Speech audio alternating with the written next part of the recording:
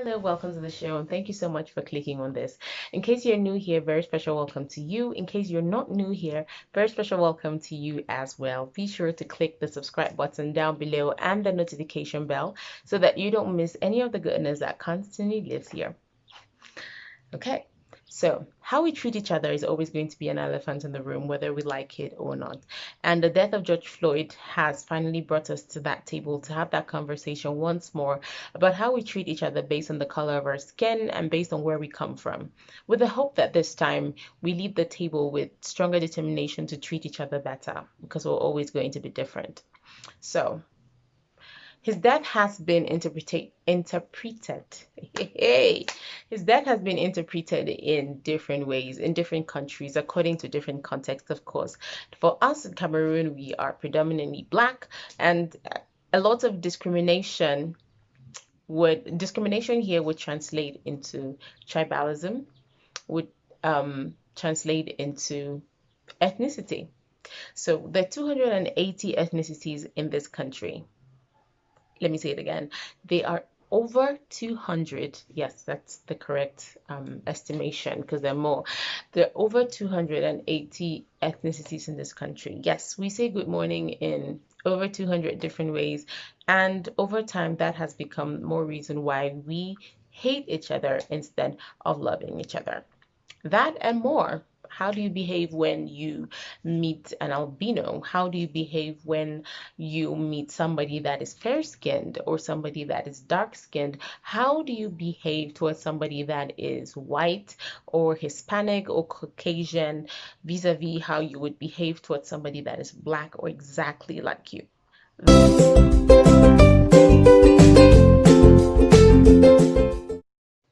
Welcome back. So at some point in our lives, we've all heard the statement, you can't marry somebody from here or here because the people are either this or they're either that.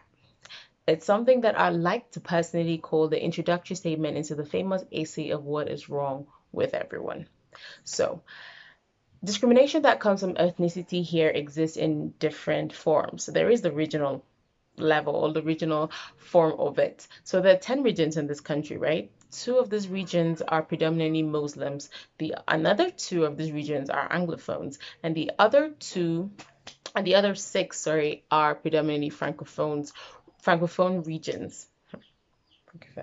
Predominantly Francophone regions. So you would have parents tell their children, you can't marry a Francophone because they're ill-mannered, they're ill-cultured, and you hear you can't marry an Anglophone because they're primitive and yeah, primitive is always the first thing that comes out. You can't marry a Muslim because they're Muslims and they have their own way of life and they're very different and they're dangerous people, so you can't marry them. From the regional level, it comes down to differences within the same region. So you would hear you can't marry somebody from this village because they're like this or like that. What the hell? Let's just call the names, right? So you hear people tell you, oh, come girls are flirts, Bali girls are flirts, Bafu people are thieves, women people are cunning, Oko people are witches and wizards. You can't marry people from there's something wrong with everybody. In the Southwest, you probably hear things like Bakure people are lazy, Bakose people are witches. Like in every region, there's one village that is notorious for witchcraft, another one that is notorious for being dirty, another one that is notorious for being for the people there being thieves, another one that is notorious for the people there being promiscuous. There's something wrong with everyone. Even Bamileke people that are nationally celebrated for being hardworking, they're still being called dirty. So at the end of the day, there's something wrong with everyone. Nobody's perfect. Nobody's perfect for you. And I think that also translates a lot into when people are trying to couple up or even trying to meet other people.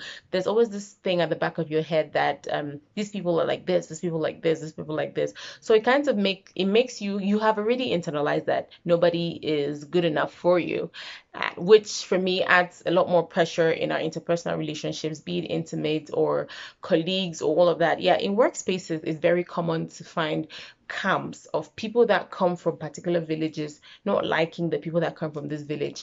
If there's important information, only the people in this village may share it because they are automatically against these people from this village, and you can't even explain where the beef or the bitterness is coming from. There is also in the same village, you also find Oh, still within this village thing, the people of Opangemba are very notorious for asking their children not to marry out of the village because they are taking the wealth out, especially for the sons. They tell the sons, do not marry a stranger or a foreign girl because you're bringing in foreign blood, sort of distorting the purity of the family and the village, and you are taking the wealth outside, as they would naturally say this. I think that should people from Gemba should be awing Akum. Not all of them, but most. But there are a lot of they're notorious for it. Okay, and then within the same village, you will hear you can't marry from this particular family because they have been cursed. Their great grandfather used to be a DBL witch doctor. This family practice witchcraft. They are all their father is in a secret cult, so everybody there is automatically tainted. There's something literally wrong. There's something literally wrong with everyone. And sometimes, if you were to go abroad and come back home with a white husband or white wife, how can you be marrying a white person? Um, you have broken the family line.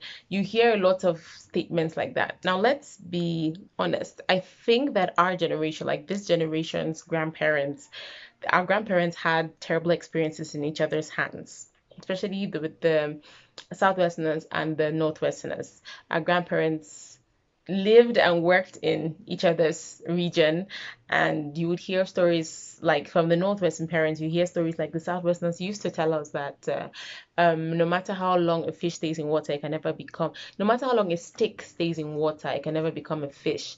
And that there was a lot of outcast behavior and inferior behavior that Southwesterners used to show to them. Now, of course, the Northwesterners that the Southwesterners that lived here as well in many years ago that also had terrible experiences from people that were also treated badly from people here. And these are valid experiences, and nobody is saying that is right or wrong. I think that everybody of normal common sense would confess that these are wrong things that happened. But we can't keep passing down these stories from generation to generation without adding the solution or how we're fixing it. Because if we keep telling the story of this happened, and so therefore we hate people, that is not a story that people of sane minds can keep telling each other without adding the solution to it. It is our responsibility as people that are living in this time to fix the problems that are arising within this time. Okay, well, let's move on a little bit and then we come to that. So there's also the issue of religion, right? Christians can't marry Muslims. Muslims have their own religion, they have their own way, and Christians have their own way. So it's very particular with Muslims because they have a very distinct kind of religion, and they are very most of them are very committed to it. So, and Christians are polarized, if I may say that. A lot of Christian and a lot of people this side of this part of the world would consider Christianity as the normal religion. So most and so having Muslims as a minority amongst us would make people easily want to feel like we are the normal ones. You can't exactly marry a Muslim. They go to church on Friday instead of Sunday, and they eat this and they eat that, and we're getting into this minibus.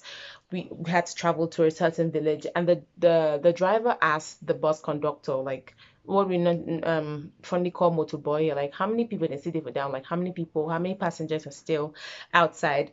And he said, three people, there were one borough. That generally that would translate to four persons, but he said what his words were three people and one Muslim person, and nobody seemed to notice that there was something wrong with what this guy was saying. And so I tapped in and I was like, four people. He said, what? I said, the four people down. It's not three persons and one borough. He was like, whatever. And then the driver was like, okay, fine, tell them to come in so we can go. And what he said is something that is not strange. It's something that we tend to say a lot of the times, maybe in the exact same way or in different ways. And a lot of us may not exactly see a problem with it, but it's not okay. You can't say three people and one borough. That's actually directly suggests that he can't be counted and they say four. No, you have to differentiate him, that directly suggests that he is inferior to the other three people that are standing there. And it's something that we constantly practice in our society, day in, day out. And sometimes maybe we do not know that it's not okay to refer to people like that or to talk about people like that. Well, here it is. It is not right to talk to people or refer to people like that.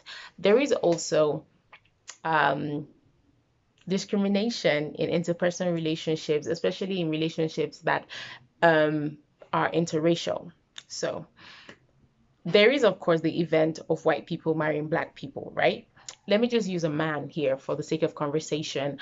So it's very commonplace to find that a man, for example, might get married to a white woman, and the treatment that he would give her is very different from what he had given her black counterparts, because there's generally this idea that white people are fragile and they have to be treated nicely and differently, and black people can be treated a little harshly.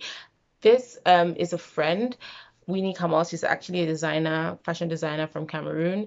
And I saw this on her status, and I think that it perfectly articulates what this interracial relationships and interpersonal discrimination in relationships comes down to.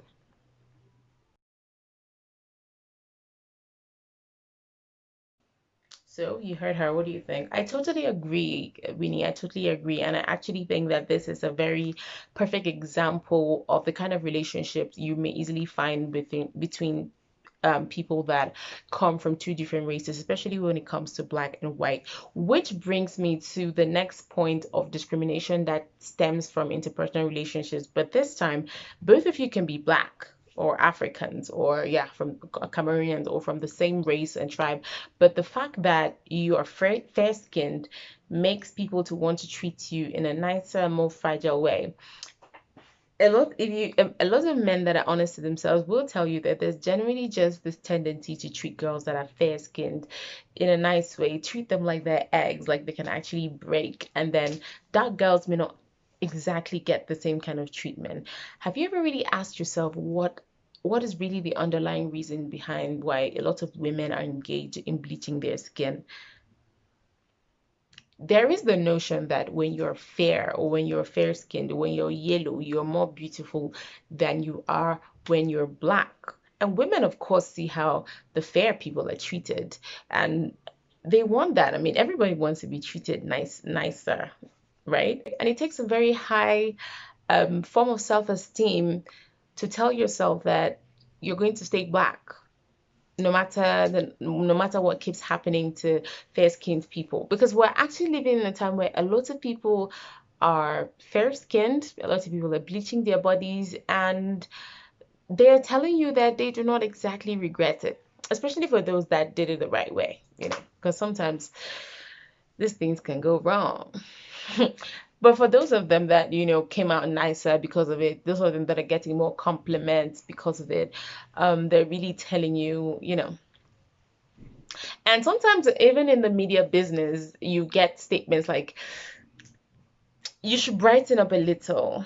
They don't exactly come out and say bleach your body. Like, you should brighten up a little. Even sometimes, even in circles, they tell you in pidgin like, "No be semi crimo, Joe rains small." And all of those are driving towards the idea that you'll be nicer if you were fairer, or if you're a little fairer, if your skin tone was just a little twitch. If you move from a color 3 to a color 2, you'd be a little nicer. And all of those things circle back to the fact that we're saying that we're going to treat you nicer if you look this particular way. We're saying that we're going to treat you nicer if you came from this particular village. And it's not just in the sphere of marriage. When it also comes to work and employment and opportunities and all of that, there are also preferences, of course, that would apply. And sometimes maybe you'd go for interviews and you may not even get to walk in the door because the person just in front of you comes from the village that they like. Or what's your name? Oh, do you come from this? Oh, it means you're my brother, you're my sister. Write your name down. So here's the thing. We're always going to be different, and nobody gets to choose their tribe. That's all part of God's plan. Nobody gets to choose where they come from. Nobody gets to choose the parents that will bring them into this world. Nobody gets to choose the family that they're born into. And so with religion, sometimes you can be born into a Christian family and you decide to become a Muslim along the way. That's different. But your tribe and all of that, those are things that you can't change. And those are things that you'll never be able to change. And it's so frustrating when you can't marry the person you love or you can't be with the person you love because you don't come from the tribe that they like. And there's nothing you can do. There's absolutely nothing you can do to change that. Our parents are the highest people propagating this whole issue of you can't marry this and you can't marry that. And we know that it's coming from a place of good intentions because you love us and you want to protect us from um, evil and harm and all of that there is out there. But I always say that the 280 villages of us, you can't expect that we do not mix at some point. And the circumstances are different now. Back then, when it was 7 million Cameroonians, it was easier to get jobs and employment was not as difficult as it is now. So it was easy for a man to grow in Bamenda and maybe go to ENS and maybe Yaoundé for a few years and come back work in Bamenda, get your family and you start your family comfortably and you guys live happily ever after in that town. But times have changed. There are about 28 million of us. Employment is no longer the same. Things, work, getting a job is harder now. A lot of people have to move to other towns to find jobs. And there's this thing I always say that you marry who you're around. If you work in Boya or in Douala for most of your life, it's very probable that you can find a Douala woman and get married to them. And let's really think about it. Do you really not? Okay, let's use Bakri people for example. It's always said that Bakri people are lazy. Do you really not know any Bakri man that is hardworking? I do. I know a good number of them that I admire so much who are way more hardworking than five versions of me. Do you really not know a Bamileke person that is clean? Do you really not know a respectable man, an honorable man that comes from Bafu? Do you really not know anybody from Bafu that doesn't steal? If we are really being honest to ourselves, you would see that the reason why you may like or hate a person is not necessarily because they come from this tribe. Probably they had done something to you, but because you've always been told that people from this tribe are like this, you've also added a footnote in your mind. Oh, remember to hate these people because it is said that they're not like this and they're not like that. And like I said, true, maybe in the past, all those years back, terrible things really happened to our grandparents in the hands of each other. And it was decided that these people are bad people and that my children are never going to marry from here. Maybe, yes, your grandfather was really poisoned by these people and they killed him because of work or occultism. And yes, maybe all of these things really happened. But is that what we're going to keep doing? Are we going to keep telling the story or going to start trying to find a solution to it? We're always going to be different. There are always going to be people from Batibo and people from Ewundo. There are always going to be white and black people on earth. There are always going to be Muslims. There are always going to be flirts and good people and bad people. Everything is always going to exist. So what's the solution? To keep talking about the bad, the bad, the bad, the bad until we can talk no more, until we're dead and we can't do anything about it no more. I think that it's finally time for us to start speaking truth to stupid. We cannot continue to feel bad and hate each other and then not be ready to do anything about it. That means that we are a very big part of the problem and we are very interested in having the problem grow and fester. And we go on our statuses and we write that people from this village are either like this or like that, kind of suggesting that we are better. But I think that what we're really doing at the end of the day is we're saying more about ourselves than we are about those people when we go and publish things on social media for everyone to see about how bad a particular group of people are. And I don't think that these white people that we respect so much can ever respect us if we can't show love and equality to our fellow brother or fellow sister. I've read Born a Crime by Trevor Noah, and I remember there's this part in which he says in apartheid South Africa, you could actually graduate from being a black person to a white person depending on your social activities and things that you're doing. You could be treated better in society. You could be treated like a white when you're actually a black, provided that you have followed the rules and you've done what you're supposed to do, which is crazy. It is so crazy because we can actually respect each other equally without having to look different. Racism doesn't work. Discrimination doesn't work. If it did, George Floyd would still be alive. If it did, slavery would still be largely a part of our reality. It doesn't work. And we have to stop it. And we can do it by starting to treat each other better. Finally focusing on the elephant in the room and addressing the issue by stopping to foster the idea of these people are bad and these people are bad and you're better. Because as blacks, our problem is largely that we treat other black people badly and then we treat white people better. But that is in no way helping the situation. It's only making it worse because we don't even love each other enough to come together and to stand for everything. And so we'll sit in bars and salons and wherever, and we keep talking about how the white man is oppressing us and how they're doing this and they're doing that. But we can't even allow our junior sisters to be friends with that girl's sister because they don't come from a village which we like. We're not going to conquer this racism. We're not going to stop this problem by staying on different sides of the fence. We have to come together. We have to come together in the same room. We have to start focusing on the things about each other that we like rather than the things that we hate because we're always going to be different. And no one of us is ever going to be perfect in no one and a half day, like my uncle always says. We're never going to be perfect. We're always going to be different. We're always going to have issues. And another thing, we're always going to be a product of nature and nurture. What this means is that if you're a Francophone man, if you come from BT or Bulu and you raise your child in Bamenda, your child is probably going to behave like kids from there, probably going to have the mannerisms and all of that like kids from there. And your child, of course, will have his or her own personal traits that come into the whole mix and the whole cocktail of who we are. So being born here, even if you are white, doesn't necessarily mean that you're going to behave like white people do. What I'm trying to say is that our environment and our natural traits or our genes are always going to work in who we are. And you didn't hear me mention tribe and all of that, right? Who we are, not necessarily based on the kind of way in which we say good morning, whether you're saying Tulaima, Irania, or I don't know a lot of the dialects, but no matter which one you answer to, no matter which one you identify with, it doesn't have to it doesn't have to be your identity.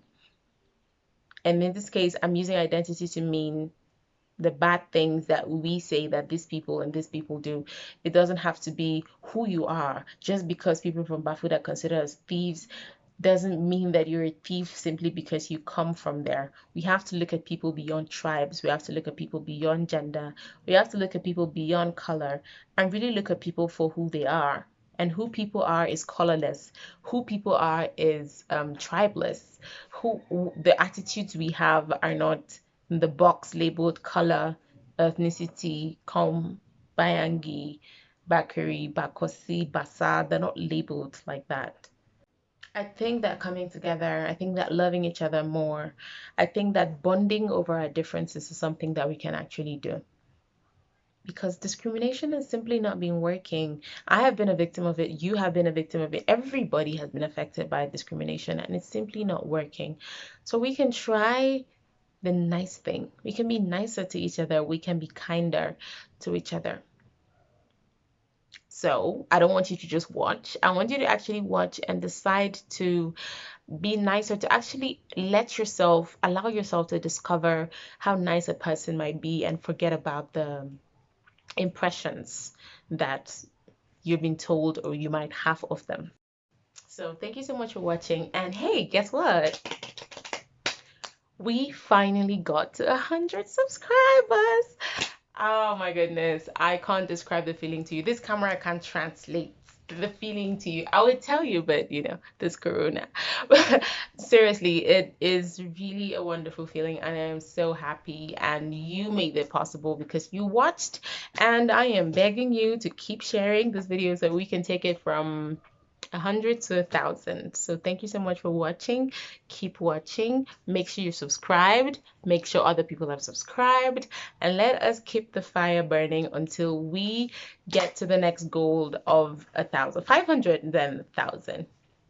Realistic goals, right? Oops, I shoot that. I'm sorry. Thank you so much for watching. Let's behave, but let's remember to behave better. And I'll see you next week. I'll try. Next week is a very tough week for me. I'll try. Bye.